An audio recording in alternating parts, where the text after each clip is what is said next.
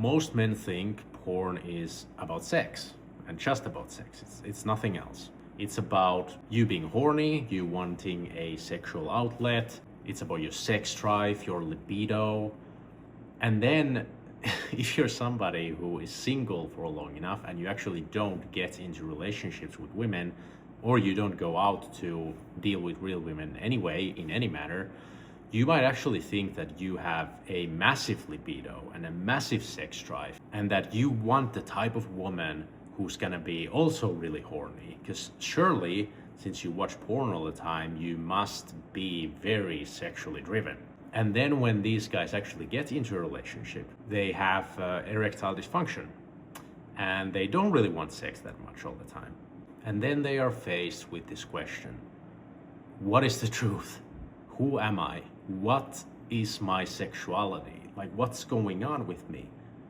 And that's my life in a nutshell, because I was addicted to pornography for, since I was a child to all the way to 30 years old.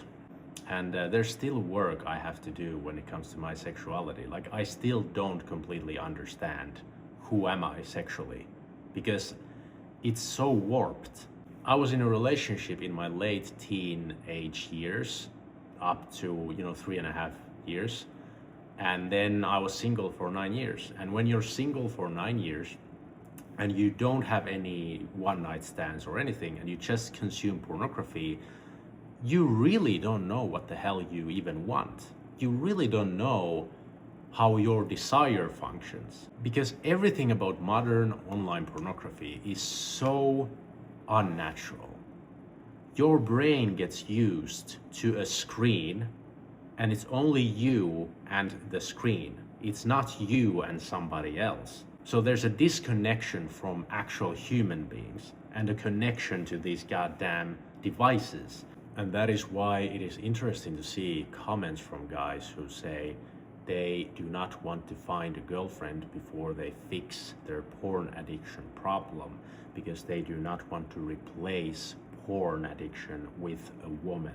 So these guys who are addicted to porn, I can assure those guys, if you are watching this and you suffer from that issue, that a woman and pornography, they are so utterly completely different. And the reason you should want a woman in your life has really truly nothing to do with the reasons why you want pornography in your life. So it is a very misguided way of thinking, and I do understand it, because I've been young myself. I've been in my 20s, I've been in my late teenage years, where I just thought a lot about women and sex, and I thought, because I don't know, like I said, I don't understand, and I didn't especially understand my sexuality or my desire. So of course I just made this calculation in my head that 1 + 1 = 2, and that's it. It's very black and white, but it is not. You see, most guys who have an issue with pornography addiction, porn addiction is not actually clinically defined or recognized as an addiction, at least not by the World Health Organization. And the reason was because it's not a physiological addiction. So, in other words, there's no substance that enters your body, and there's no substance that your brain gets addicted to, and therefore there's no withdrawal symptoms. Now, you might argue against this by saying, well, if I try to stop watching pornography, I really feel like I want to watch it after a few days. Sure, but that's actually not a withdrawal symptom. Let me explain. If you take a 3-week vacation to another country with a friend or with a family member, and you spend every waking moment with that other person, and you're excited about the country you are in, you will experience 0 withdrawal symptoms in your body during that time. As a matter of fact, you will most likely just feel better about your life and your body and everything else as you are detaching from the compulsive use of pornography.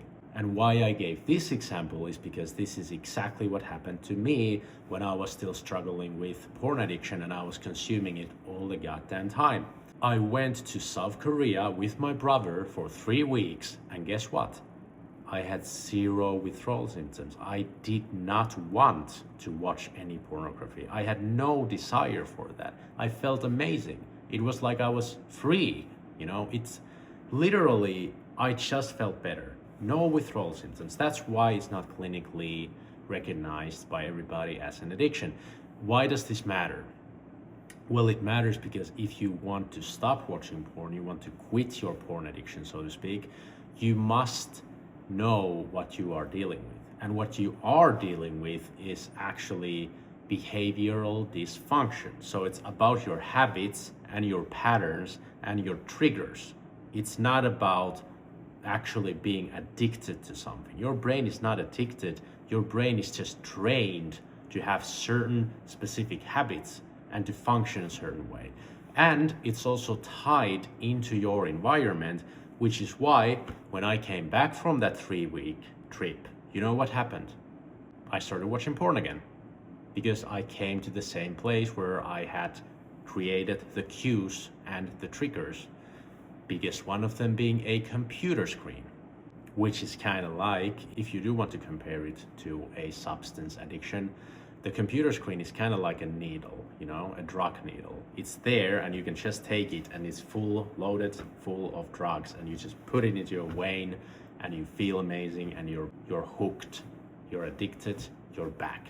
That is why you will not be replacing porn with a woman, because porn is something that these days especially people have on the smartphone. I don't know if you use it on the smartphone or not, let me know in the comments. But whatever it is, whether it's a laptop, a PC, a smartphone, your girlfriend is not going to be some kind of an object that when you feel stressed, when you feel anxious, when you feel bored, you just go to her, you start touching yourself, and you turn her into 100 different women by clicking something, a button. Like, that's not, a woman is nothing like porn, and it doesn't serve the same purposes as porn. And sex is about intimacy and desire, and the one thing I'm trying to figure out still is how my desire exactly works, and I'm reading a book about it actually called Mind the Gap, and I will probably review that book once I've finished it.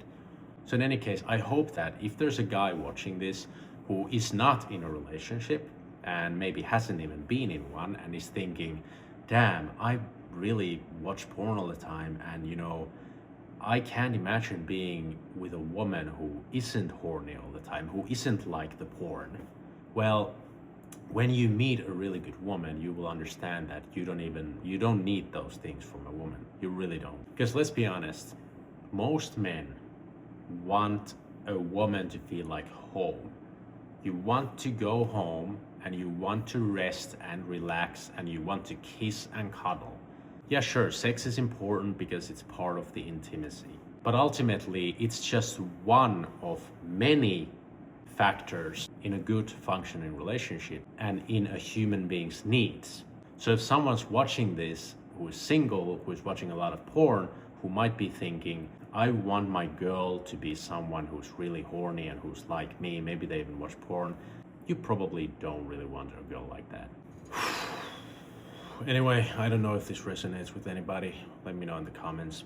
It's just that most men watch pornography these days, and a lot of guys get addicted to it, and it has these effects on guys, and it's sad and it's difficult, and it's something we need to realize and understand. And I wish in schools they really talked a lot about it. I hope in the future it's something, because it's normal now. We can't escape the fact that online pornography is here to stay. I'm writing a book on the topic actually, and as I'm doing research for it, I found out how young kids actually start. And the youngest that they found in the UK who was exposed to pornography was 6 years old. So I was like 12, I think. And it screwed me over big time through my whole life. Even you wouldn't Even though it's something that people joke about, it's something that when I was a teenager, everybody talked about porn. It was, it was this funny thing, everybody's jerking off to it, and there's some fun stuff you see in porn, and it's nothing too serious. And then in your 20s, you find it becomes a tool for dealing with stress and boredom and anxiety and loneliness, which is something guys don't want to admit these days. Being alone is apparently as unhealthy as smoking cigarettes, according to some research. Yet people are out there trying to be tough, and they're trying to say like, well, I don't need a woman in my life, I'm gonna buy a sex robot.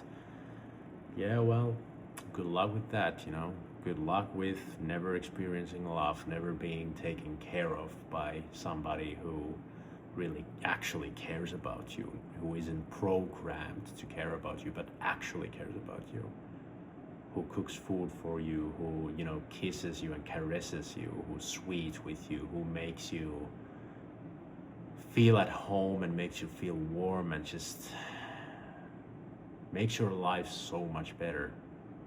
Anyway, I'm gonna make more videos on this topic in the near future because I'm kind of preparing for releasing my book. I still have a ton of work to do with it. I need to write it more, I need to edit it, I need to go through it, etc. But I do want to get back to talking about this topic on the YouTube side so that, I might actually have some audience for the book to buy it, and also not just selling the book, but making a change. Because I do believe I can do something with my experience of wasting a lot of time destroying my sexuality to a point, we can always recover, and I will.